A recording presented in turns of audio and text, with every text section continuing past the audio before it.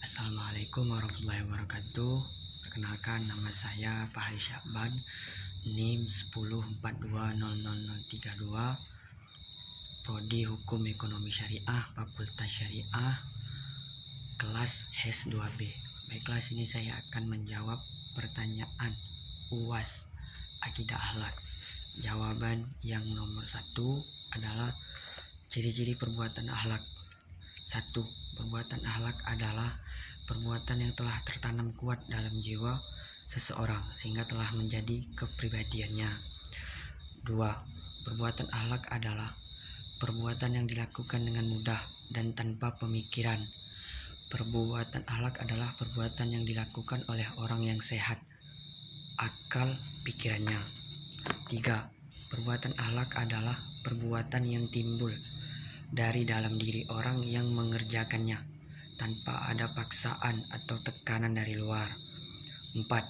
Perbuatan akhlak adalah perbuatan yang dilakukan dengan sesungguhnya, bukan main-main atau karena bersandiwara. 5.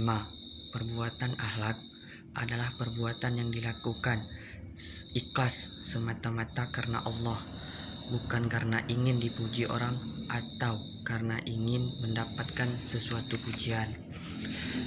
Jawaban yang nomor 2. Menurut saya, etika dan akhlak itu berbeda, tetapi berhubungan erat satu sama lainnya.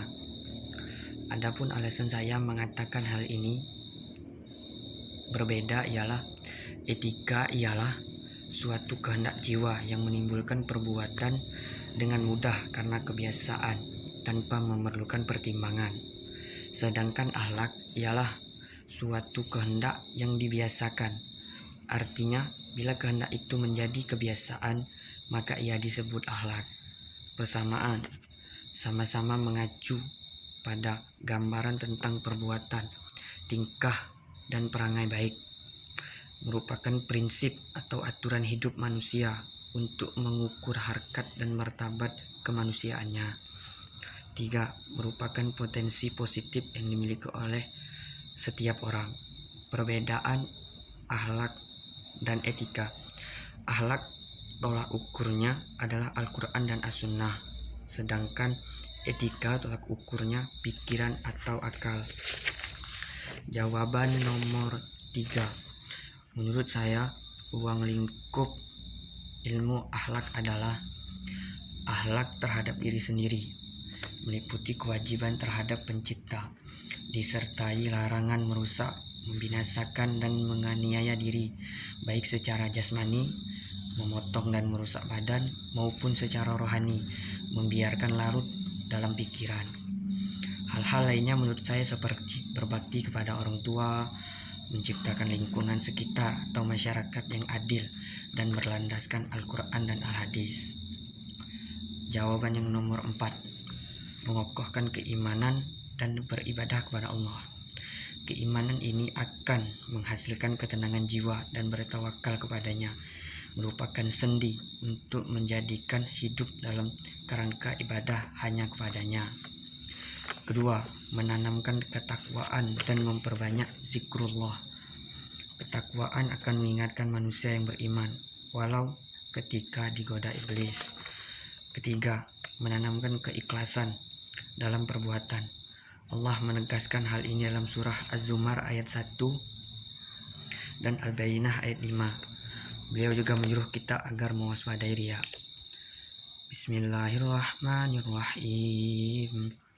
Wa ma umiru illa liya'budullaha mukhlishina lahuddin hunafa'a wa yuqimuna as-salata wa yu'tuna az-zakata wa dzalika dinul qayyimah. Yang artinya, padahal mereka hanya diperintah menyembah Allah dengan ikhlas, menaatinya semata-mata karena menjalankan agama, dan juga agar melaksanakan sholat dan menunaikan zakat. Yang demikian itu agama yang lurus. Jawaban yang nomor 5. Menurut saya, akidah akhlak adalah upaya sadar dan terencana dalam mempersiapkan peserta didik untuk mengenal, memahami, menghayati, dan mengimani Allah Subhanahu wa Ta'ala dan merealisasikannya dalam perilaku akhlak mulia dalam kehidupan sehari-hari berdasarkan Al-Quran dan hadis. Akidah merupakan keyakinan seseorang kepada yang gaib, seperti beriman kepada Allah, sebagaimana tersimpul dalam rukun iman yang 6. Sedangkan akhlak merupakan sikap dari setiap manusia yang dilakukan demi kesempurnaan akidah dan syariat atau ibadahnya. Baiklah, saya akhiri. Wassalamualaikum warahmatullahi wabarakatuh.